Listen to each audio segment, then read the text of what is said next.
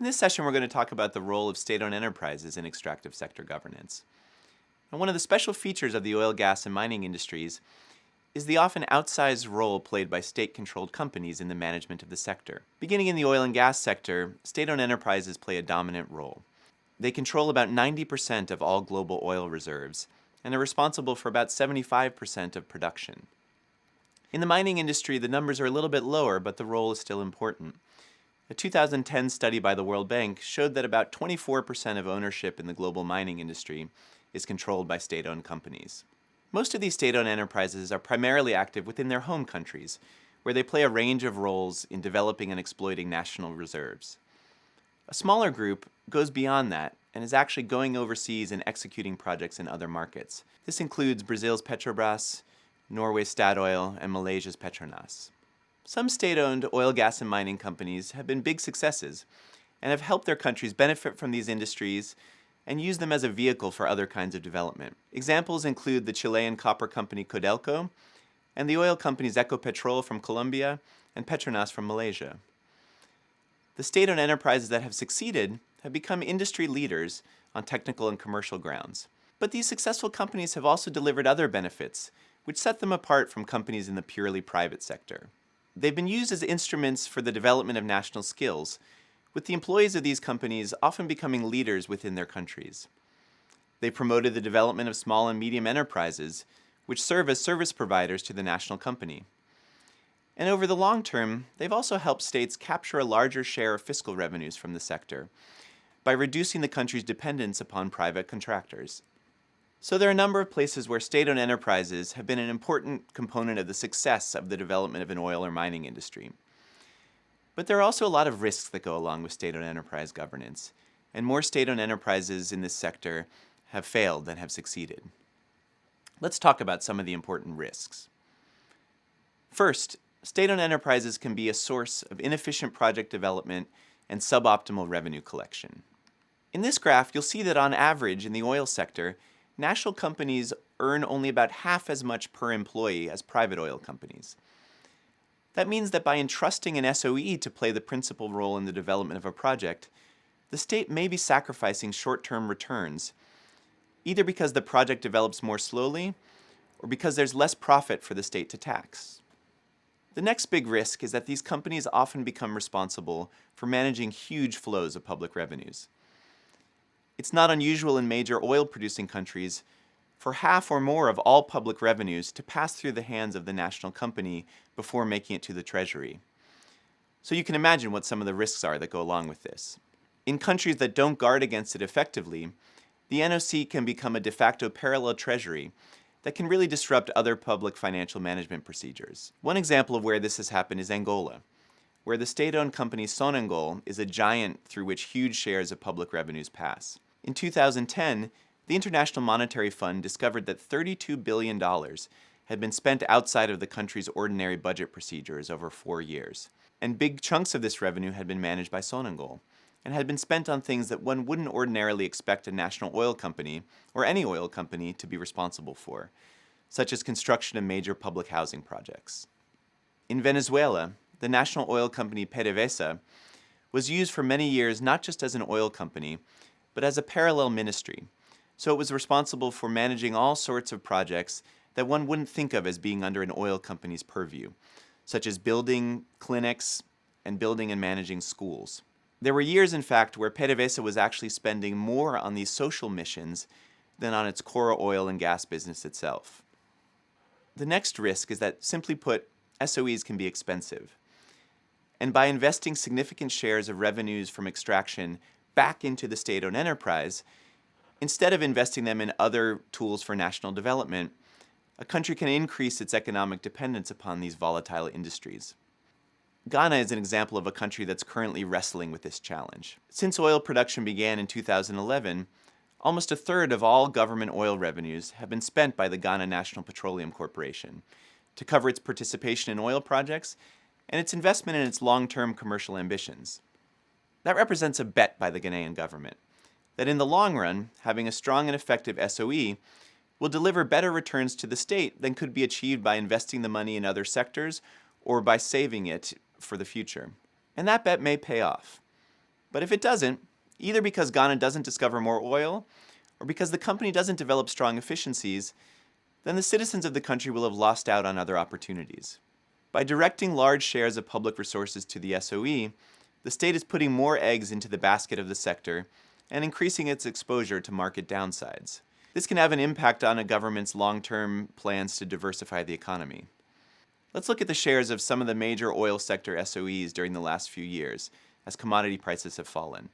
As the market declines, so has the value of state equity and the return on the state's investments. That's part of why we've seen several SOEs have to slash projects and take on new debts during this commodity downturn.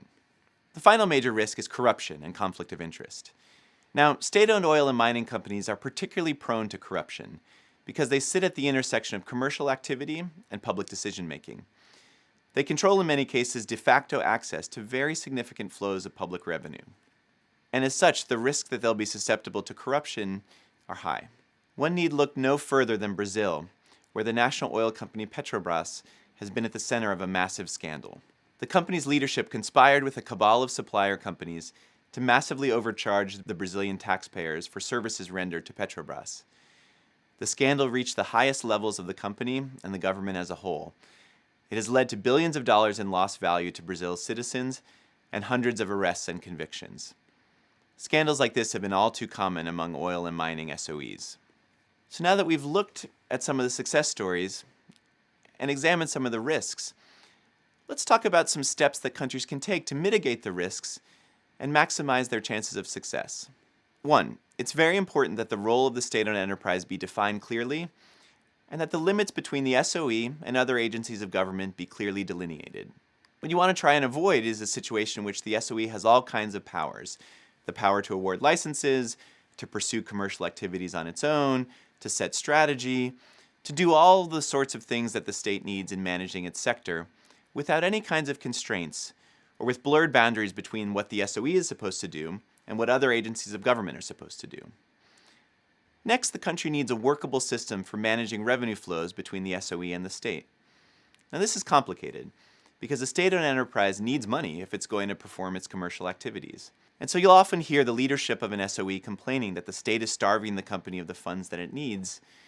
But the flip side is what we talked about earlier, that when the SOE becomes the parallel treasury, the benefit that should be accruing to the state from the extractive process often ends up just stuck within the company itself. And when these companies aren't efficient, that can result in a significant waste of public resources. So what's critical is to set a clear, transparent system that allows the company to execute its strategic plans, but without sucking up all of the public revenues. The next thing to highlight is the importance of subjecting SOEs to an audit. The most successful state-owned enterprises tend to be the ones that are subjected to audits by truly independent auditors. Audits enable company leaders to identify areas for improvement, and they allow the government shareholders to scrutinize how well the company is performing and what it's doing with public revenues. As such, an audit can create strong incentives for efficiency because the company management knows that its activities and its performance are going to be watched closely. Beyond that, an audit done to an international standard can also get information out in the open so that citizens can know what their companies are doing with their own public resources. That brings me to the next point, which relates to public reporting more broadly. Now, there are some countries where the state-owned oil or mining company is one of the most opaque entities in the whole economy. There are countries where citizens have no idea what's going on, no idea how much revenue the SOE is earning, no idea what it's doing with these revenues or how they're being managed. We at the Natural Resource Governance Institute have an index, which measures transparency and checks and balances across a whole range of governance factors. And one of them that we measure is accountability and transparency in state-owned enterprises. And as you can see, the majority of the state-owned enterprises that we measured exhibited less than satisfactory performance when it comes to disclosure and checks and balances. What we also see is that on average, the SOEs that report the most consistently to their citizens are the ones that are delivering the best returns on public investment. So public reporting is really one of the keys. The most important things for an SOE to report are its goals and major projects, what revenues are passing through the company, what it's doing when it has to sell the public share of oil or minerals, and how it's spending its money. The next success factor relates to the boards of directors of state-owned enterprises. Now, in a lot of countries, the board of an SOE is made up of political cronies without the skills or the independence to push the company forward. But again here, the companies that have succeeded are the ones that have built boards of technocrats, people with experience in the business sector and in the oil, gas, and mining sector in particular. And it's not just a question of filling the seats on the board. Successful countries have also empowered those boards so that they can carry out decisions on an economic basis rather than just based on political expediency. The final feature that has been associated with success is the public listing of some shares of the state-owned enterprise. Now, there's a whole range of different ownership structures for SOEs. Many of them are 100% controlled by the state, but some have listed some portion of their shares on public stock exchanges. There are a couple of reasons for this. The most obvious one is that it can be a source of an infusion of cash, which can help the company move forward and carry out a more ambitious commercial strategy. But there's also an ancillary benefit, which is that listing some shares tends to force corporate governance improvements. And so in countries that have privatized some shares, this has had positive spillovers in terms of corporate governance and the commercial effectiveness of the company itself. This has been associated with the major success of companies including Norway's Statoil and Colombia's Ecopetrol. So those are some of the critical factors that a country can consider when it's trying to either set up or manage its state-owned enterprises in this sector. Thank you.